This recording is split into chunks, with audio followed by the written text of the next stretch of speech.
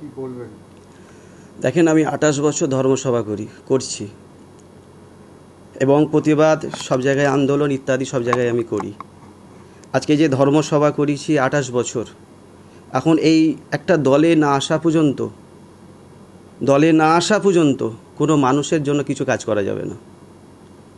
ওই জন্য সেই সিদ্ধান্তটা আমাকে নিলাম, মানুষের জন্য কিছু কাজ করতে হবে।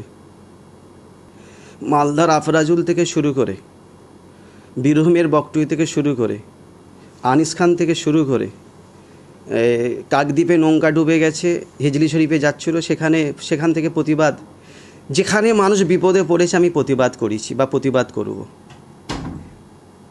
আজকে যে করেছে, যে এত আন্দোলন করেছি, মানুষ বিপদে পড়েছে, আমি আন্দোলন করেছি। আগামী দিন যদি কোনো মানুষ বিপদে পড়ে, আমি অবশ্যই আন্দোলন করব। দেখেন, ফুরফুরা শরীফ উন্নয়ন যে পরিষদ আছে, যে কাজগুলো আমরা প্রতিবাদ করেছি, ঠিক মতো কাজ হয়নি।